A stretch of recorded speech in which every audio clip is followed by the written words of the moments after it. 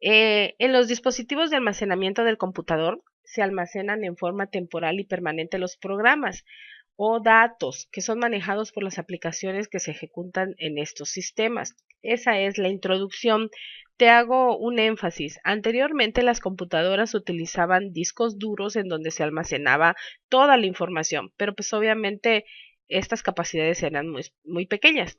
Y obviamente ya te estoy hablando de que los computadores ya traían discos duros, pero mucho antes de implementar el disco duro, las computadoras no manejaban disco duro, sino simplemente se manejaban a través de disquetes. El modo de arrancar una computadora era a través de discos de 5 1/4, que más adelante lo vamos a ver. Entonces, es necesario que vayamos viendo entonces las capacidades que existían para que veas que no siempre hemos tenido lo que ahora utilizamos para guardar la información. Entonces, vamos a empezar explicando sus orígenes. Para empezar, tenemos que definir qué es un bit. Dice que es la representación de un solo valor, ya sea 0 o 1. ¿Qué quiere decir esto?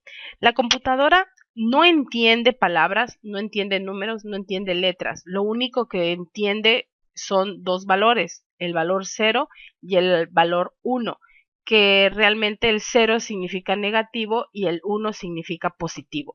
Entonces, la computadora cuando lee un texto, pues realmente tiene que hacer la conversión a una serie de numeritos que solamente pueden ser 0 y 1 para poder entender lo que tú estás escribiendo. ¿Qué es un byte? Byte es una unidad de información que consta de 8 bits. En el procesamiento informático y almacenamiento, el equivalente a un único carácter, como puede ser una letra, un número o un signo de puntuación. Te lo voy a explicar acá. Un bit es un valor 0 o un valor 1. Nada más esos dos valores puede tener. En el examen yo te puedo preguntar qué números están representados para el bit. No me vayas a poner un 2, un 3, un 4 porque está mal. Solamente son dos valores. Acuérdate, negativo y positivo. Representado por el 0 y el 1. 0 negativo, 1 positivo. ¿Sale? Ahora bien, ya que entendimos que el bit solamente tiene dos valores, ahora entendamos que es un byte. Un byte dice que tiene 8 bits. Es decir, que un byte debe de tener 8 numeritos, pero esos 8 numeritos solamente pueden ser ceros y unos. Aquí te muestro una representación. Un byte es igual a 00100111. Claro, esto es un ejemplo que te estoy poniendo, pero esos numeritos pueden variar. Puede ser 10111111 o 11000000. La cuestión es de que 8 numeritos entre el 0 y el 1 deben de ser ahí para equivaler a un byte. ¿Sale? Ahora bien, ¿pero qué es eso? Bueno, al final, esos 8 numeritos representados por ceros y unos van a equivaler a una letra, a un número o a un signo de puntuación. Es decir, un byte puede ser una letra. Entonces, por ejemplo, digamos que si me llamo Lorena, pues cada letra, escucha bien, cada letra va a tener 8 numeritos entre ceros y unos. Entonces, ¿cuántas letras tiene Lorena? Multiplica el número de letras por 8 numeritos que va a tener cada letra. Entonces, obtén el resultado y ese es el número de ceros y unos que va a contener la palabra Lorena. ¿Sale? Y a continuación vamos a empezar a ver las medidas de almacenamiento de la información. Bueno, empezamos entonces a hablar sobre las medidas de almacenamiento que han ido evolucionando a través del tiempo. Para empezar, ya habíamos hablado de bits y bytes, entonces podemos decir que 8 bits, o sea, 8 numeritos entre ceros y unos, van a equivaler a un byte, ¿verdad? Eso es lo que habíamos dicho en la presentación anterior. Entonces decimos que 1024 bytes hacen el equivalente a un kilobyte, lo que normalmente conocemos como KB o kbytes, ¿no? Porque a veces lo abreviamos.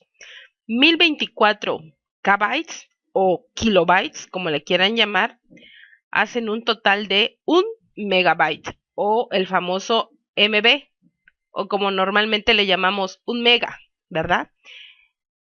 1024 megas o megabytes hacen un total de 1 gigabyte o abreviado un GB, ¿verdad?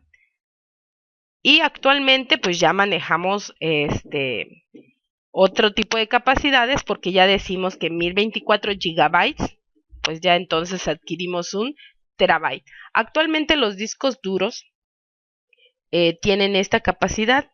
Nosotros, ahora sí que meramente la frase se ocupa aquí como la gente normal como nosotros, profesionistas, padres de familia, alumnos, utilizamos este tipo de tecnologías. Aquí nos hemos quedado en gigabytes y terabytes, ¿no? Que para nosotros comprar una computadora que ya traiga 1 terabyte de capacidad, ya es mucho, ¿verdad? De aquí que yo lo llene, pero créeme, se llena. Y ahí nos hemos quedado nosotros. Pero te voy a decir algo, las empresas a nivel mundial, como por ejemplo Facebook, Amazon, Mercado Libre, WhatsApp, Yahoo, Google, pues obviamente son empresas que no pueden trabajar estas medidas, porque para ellos estas medidas son muy chiquitas, no les sirven de nada. Ellos ya manejan otros niveles de capacidades. Y los niveles que ellos manejan, pues obviamente no oscilan en un solo dispositivo. Tienen muchos dispositivos. De hecho, son habitaciones enteras con servidores que tienen discos duros de pared a pared, pero no se componen de esta capacidad. Ya se componen de capacidades más extremas, como por ejemplo que son las siguientes. 1024 terabytes es igual a un petabyte. 1024 petabytes hacen a un exabyte. 1024 exabytes hacen un zettabyte. 1024 zettabytes hacen igual a un yottabyte. 1024 yottabytes hacen un brontobyte. Y 1024 brontobytes hacen un geobyte. Entonces estas empresas ya empiezan a trabajar con este tipo de tecnologías, petabyte, exabyte, zettabyte, yottabyte, brontobyte, geobyte. ¿Por qué? Porque son capacidades inmensas que de aquí que se llenen. Por ejemplo, Facebook. ¿Dónde crees tú que va a albergar toda la información de todos sus usuarios a nivel mundial, en donde constantemente se suben y se comparten videos, imágenes, sesiones en vivos, lo que es el live stream? Entonces ellos no pueden tener un disco duro de 1 terabyte, porque en menos de 5 segundos se va a saturar, no con la millonada de usuarios, simplemente con unos 20 usuarios que tenga ya se saturó. Y como somos muchos a nivel mundial que utilizamos Facebook, Instagram y todos estos tipos de servicios, pues obviamente ellos no pueden darse el lujo de trabajar con esto. Tienen que trabajar con lo que es estas tecnologías, ¿no? Entonces, para ellos es necesario ya ir avanzando. Afortunadamente, pues ha ido evolucionando la tecnología y pues ya las empresas pueden hacer uso de ello.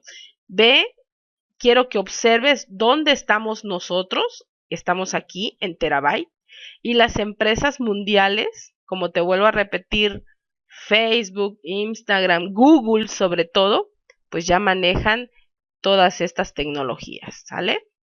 Velas anotando en tus medidas de almacenamiento de tu página 22 de la guía para que lo puedas entregar.